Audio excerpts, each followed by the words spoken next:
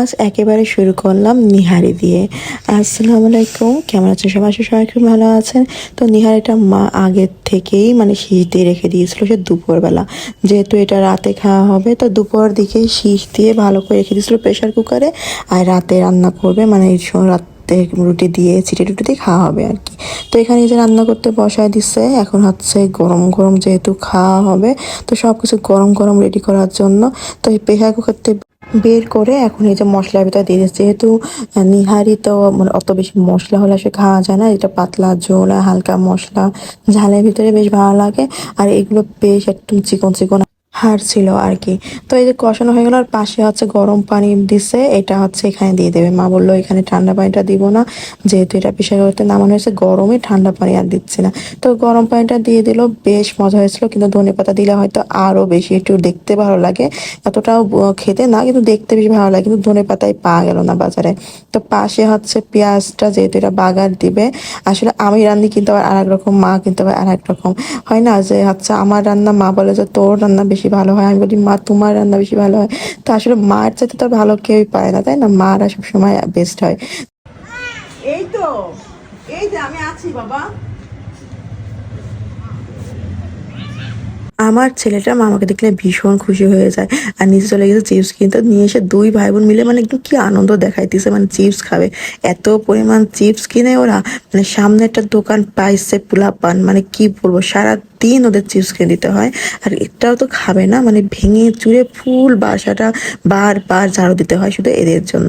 তো মার স্পেশাল মশলা এটা মা করে রাখে, কারণ মাংসের জন্য এই মশলাটা অনেক ভালো লাগে আর কি। সব মশলা আর কি একসাথে মিক্স করে এই মশলাটা করে রাখা।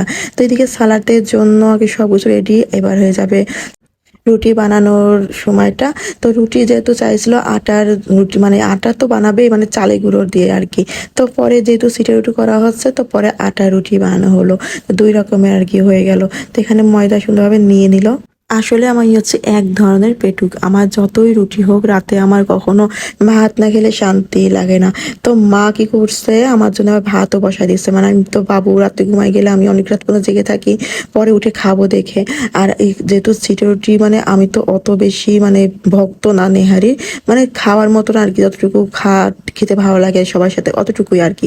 একদম যে খুব ভক্ত রুটি দিয়ে চুবাই চুবাই খাওয়া, ওইগুলো আমার আসলে আগাগোড়ার থেকেই পছন্দ না। এইসব আসলে পুরুষ মানুষ খুব খায়।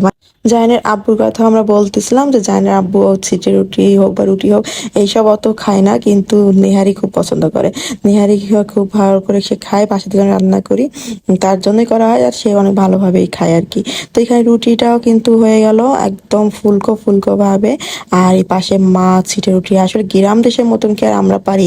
গ্রামের তো আসলে অনেক ভালো পারে, আর আমরা তো শহরে যা পারো ওইটাই আমাদের জন্য অনেক ভালো। তো ফাইনালি হয়ে গেল। আর এই পাশে আমার মা হচ্ছে আমাকে নিয়ে বসে পড়ছে। আমি দুপুরে ভাত খেতে পারছিলাম না, তো ভাত আবার ওরকম মাখায় আমি রেখে দিচ্ছি। তা এই হচ্ছে অবস্থা আমার, খুব মাঝে মাঝে একদম ভাত মাখানো অভ্যাস হয়ে যায়। আর এই অভ্যাস অনেক বাজে অভ্যাস, কিন্তু কি করবো, খেতে না পারলে তো রেখে দিতেই হয়, তাই না? তো এখানে হচ্ছে মা এখন বেড়ে বেড়ে দিবে তার ছেলেকে। বড় একটা গামলা নিছে, আমি ভাবতেছি ভাই তুই এক গামলা খাবি ভাইয়া? সে ভিডিও আমি একটু করে রাখছি, যাকে ওইটা দেখালাম না। আচ্ছা, পরে এত বড় গামলা আমার ভাইকে দিচ্ছে খেতে, মার তো, তাই না? তো সবাই ভালো থাকবেন, আর পেজটা অবশ্যই ভালো ভুলো না। সবাই ভালো থেকে, আল্লাহ হাফেজ।